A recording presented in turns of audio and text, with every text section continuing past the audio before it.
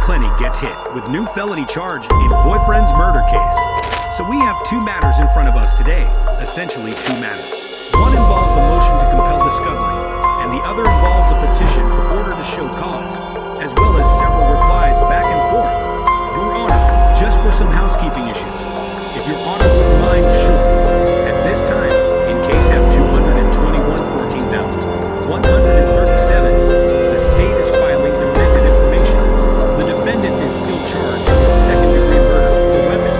We're adding another count of interaction of wire or electronic communications, a third-degree felony. You want to order on the new. Can we see it? We've never been notified. We've never seen it, which it seems to be typical these days. All right, no, we're not going to have any of that here. If we're going to do any of it, all right, now is when we file the discovery, and then pass over a copy of the filing to the defense.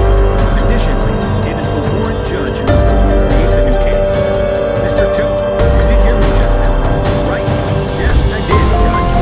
Okay, so we are going to keep it completely professional, and that includes everyone we want to review. If it is not kept professional, then we are going to end the hearing today, and we will do it on another day when it can be professional. Okay, Judge, I understand, and I want to thank you for not making any comments that are not relevant. On behalf of Miss Clenney, I would like to enter a not guilty demand, a discovery request, and a request for a trial. Thank you, and Your Honor. Having said that, we do have some information regarding the new case. If we can address it at the very end, or if we can do it right now, it is up to Your Honor to decide whether or not to address it right now. Well, in the case F-242-15, the SAGs have filed a consolidated information that consolidates F-242,016, F-242169, and it is being used to make the defendant a Kim Dwayne. The defendant B is a clear cut. The defendant, Deborah Clenney, is C. Courtney Clenney.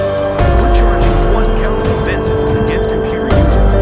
There may be felony for all three defendants. We have provided a copy to defense on behalf of them four. We have not guilty demand, discovery, and after.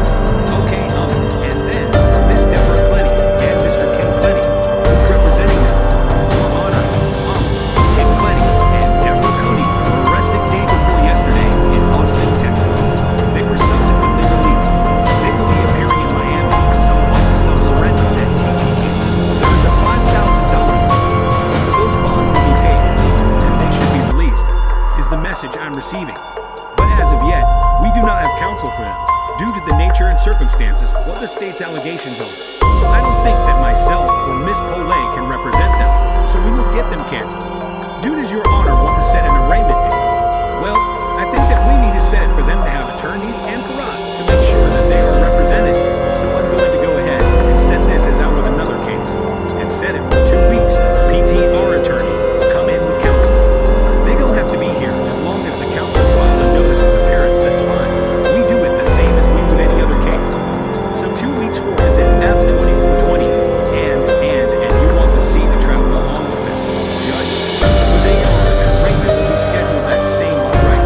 So then let's go back to Miss Clenney's case for a motion. We're going to start with a motion to compel discovery, because I think that that's going to be Tally Morrison. But we should see it right.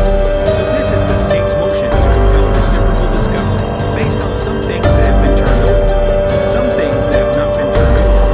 So let's discuss what you are seeking at this point.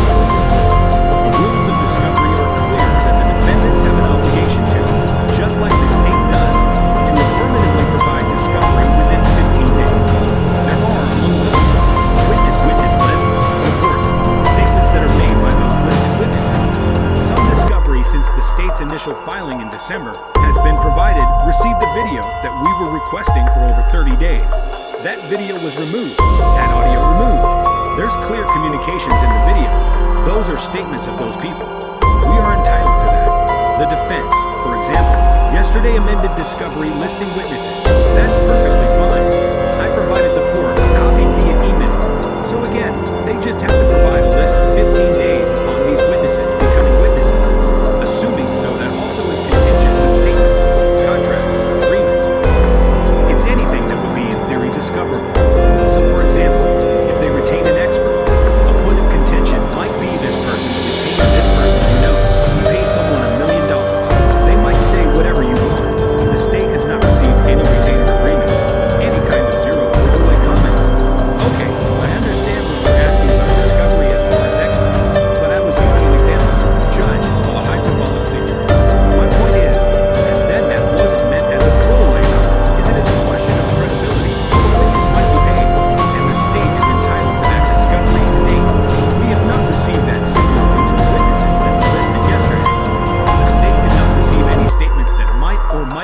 been made by these persons. Additionally, and pertinent to the collateral case, is Mr. Clenney was listed by both the state and the defense, and the communications in writing by Mr. Fawn with the defendant's counsels are all discovering needed provided.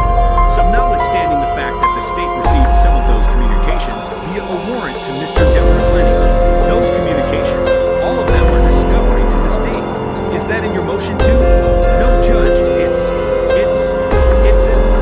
point is that some of this became sensitive issues once it was discovered by the state in December. So some of the matters I just could not approach because, frankly, I referred it to my police because I'm not an arresting authority. And I'm not an investigator. I'm just a prosecutor.